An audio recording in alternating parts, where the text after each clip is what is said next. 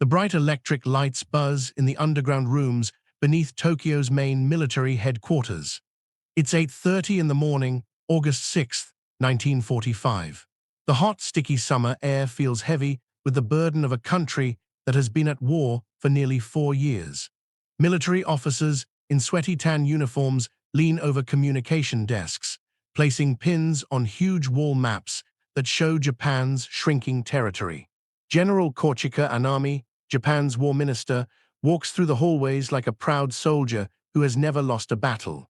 At 58 years old, his worn face shows the confidence of a man who completely believes Japan is destined to win. The morning meeting should be normal, overnight reports from military commanders across Japan and updates on the massive Ketsugo defense plans designed to make any American attack so expensive that the enemy would give up and make peace. But something is wrong. The communication board for the Chugoku military area shows nothing. No morning reports from Hiroshima's 2nd General Army headquarters, and no updates from the 400,000 civilians and military people in Japan's 8th largest city. The radio operators turn their radio knobs, hearing only static noise where there should be the familiar crackling sounds of field reports. "Sir," a young communications officer stutters, sweat dripping on his forehead even though it's cool underground. "We've lost all contact with Hiroshima, all military frequencies, all civilian radio. Everything went silent at about 8:15 this morning." Anami's dark eyes narrow. In 4 years of total war, entire cities don't just disappear from the communication system. Not cities with major military headquarters. Not cities that were just hours ago reporting normal defensive preparations. What power on earth could instantly silence 340,000 people? You have to understand how these 6 men thought, the men who controlled Japan's future in August 1945. They called themselves the Supreme War Council, the Big Six, and they truly believed they held the keys to victory even as American B-29 bombers turned their cities to ashes night after night. General Anami, Admiral Somu Toyoda, General Yoshijiro Umezu, Prime Minister Admiral Kantaro Suzuki, Foreign Minister Shigenori Togo, and Navy Minister Admiral Mitsumasa Yonai. 6 men with 70 million lives depending on their decisions. But here's what made them so dangerously sure of themselves. They knew secrets the Americans couldn't possibly imagine. Since 1940, Japan had been racing to build its own atomic bomb, 2 separate programs. The Army's NIGO project under Dr. Yoshio Nishina and the Navy's FGO program under Dr. Bunsaku Arakatsu. These weren't amateur attempts. Nishina was one of the world's top nuclear physicists, a man who had worked with Niels Bohr in Copenhagen, who understood how atomic splitting worked better than almost anyone alive. And that knowledge had taught him something important. Building atomic bombs was nearly impossible.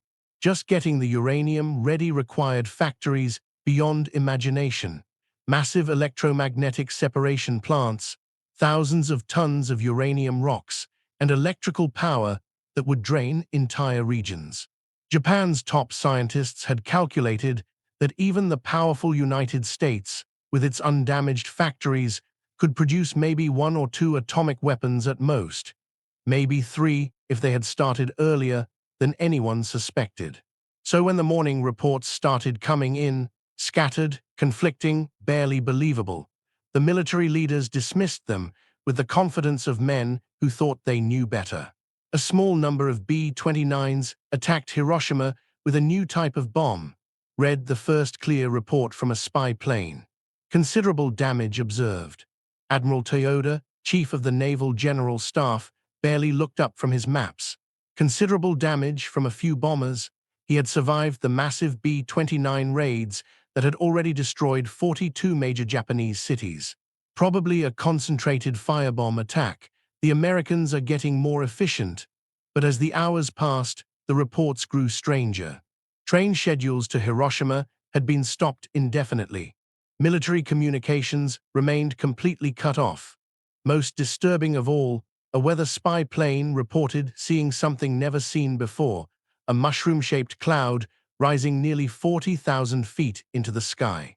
Then came President Truman's radio announcement, sent by shortwave radio and picked up by Japanese listeners.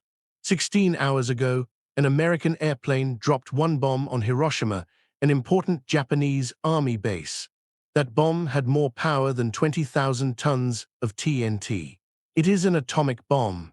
The silence in the Supreme War Council meeting room was deafening. General Anami finally spoke, his voice carrying the practiced calm of a career military officer. The Americans are playing mind games. Even if they have developed some kind of atomic device, making many of them is impossible. Our own research proves this. Toyoda nodded seriously. If the Americans had a collection of such weapons, they would have used them months ago.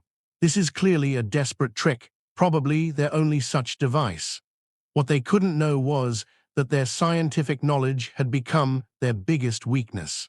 Their atomic research had taught them exactly how hard the job was, but it had also blinded them to American factory capabilities they couldn't imagine. The Manhattan Project had hired 130,000 workers across multiple states, used more electricity than entire countries, and was the largest secret factory project in human history. The Japanese military leaders were making decisions based on what they knew was possible, but they were fighting an enemy that had changed what was possible. As August 6th turned to August 7th, as the first horrifying details started arriving from investigation teams rushing toward Hiroshima's ruins, these 6 men clung to their certainty like drowning sailors grabbing floating debris. They had no idea that their entire world was about to change forever.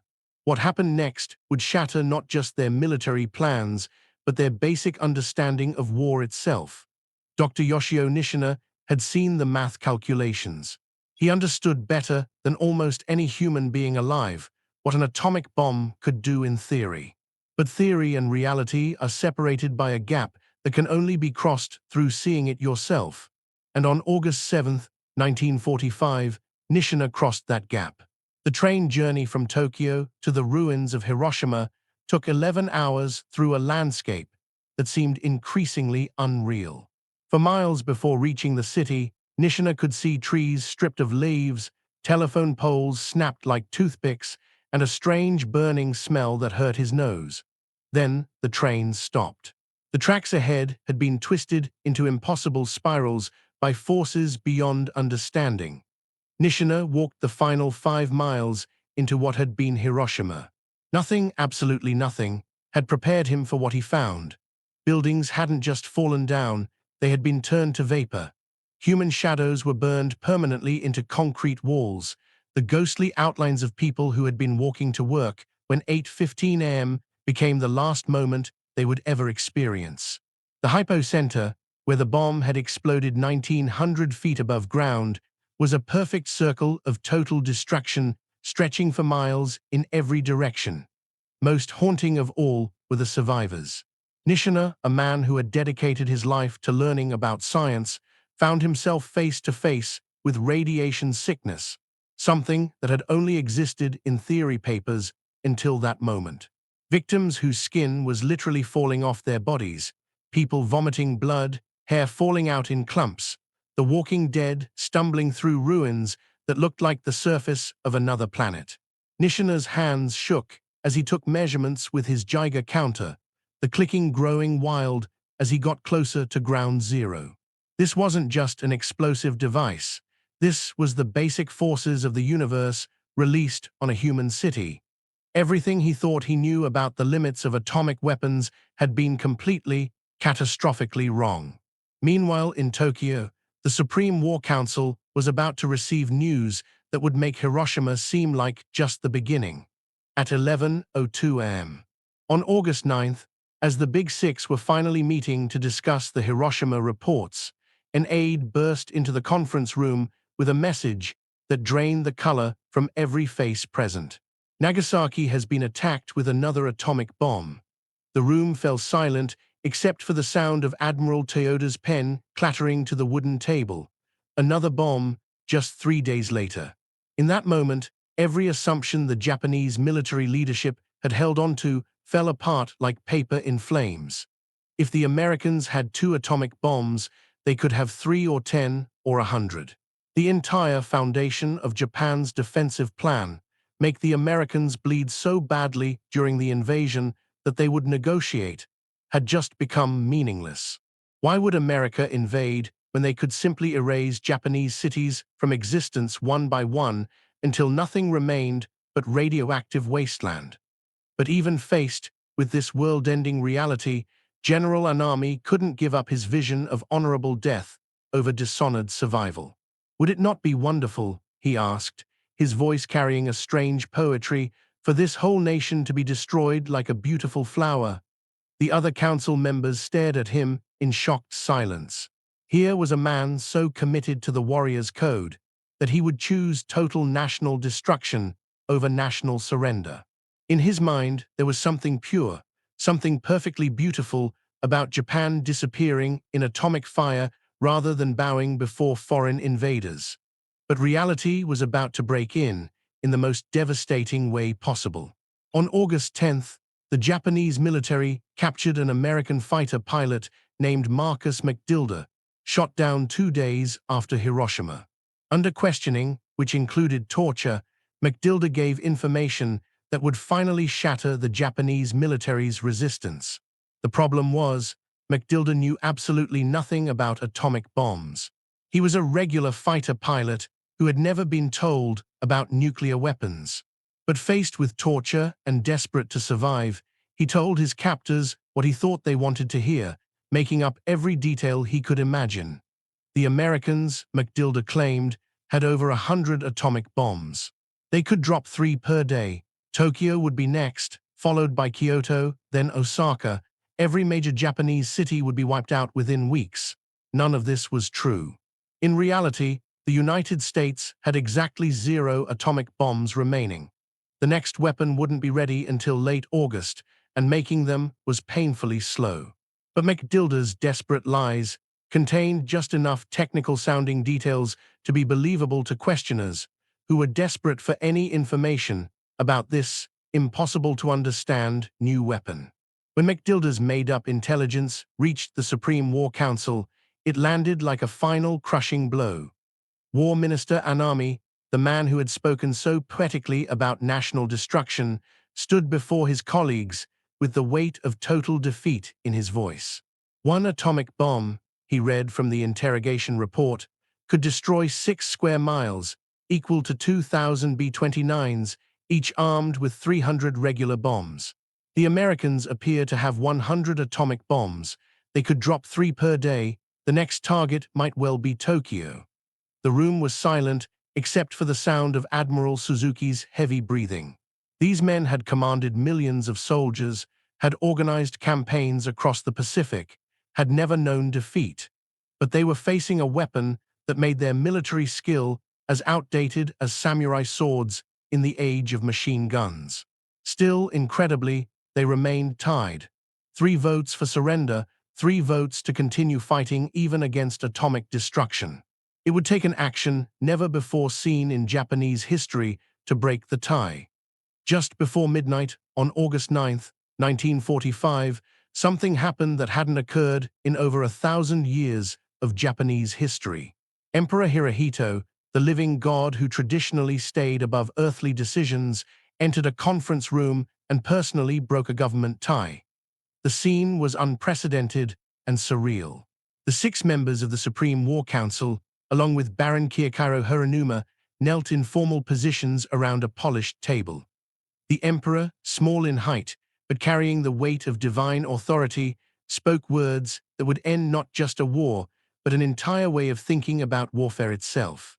"I have given serious thought to the situation at home and abroad," Hirohito said, his voice barely louder than a whisper. "We must bear the unbearable and suffer what is insufferable."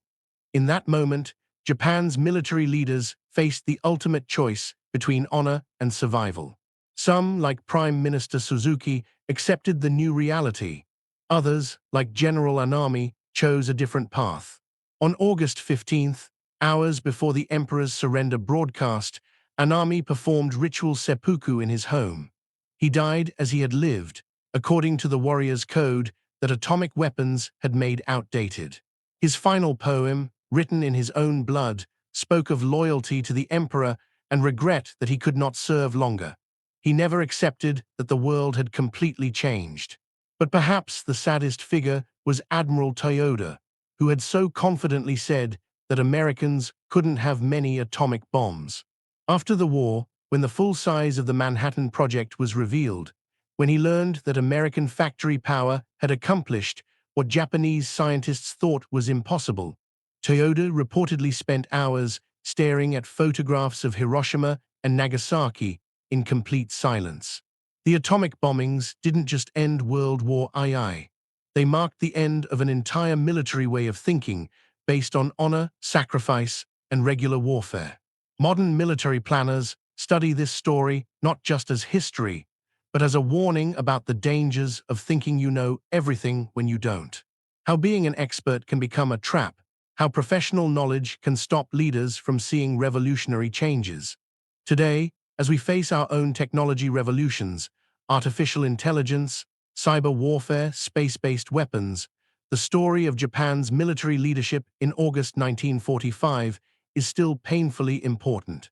It reminds us that the greatest military disasters often come not from outside enemies, but from the inability to adapt to new realities from within.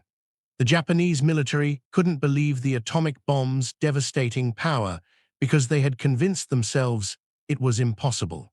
Their scientific knowledge, their professional skill, their cultural confidence all became weapons used against them. Sometimes the most dangerous enemy is being certain that you understand the rules of the game, even when someone else has already changed them forever. What lessons are you taking from this story? Share your thoughts about leadership, technology, and the courage to challenge your own beliefs.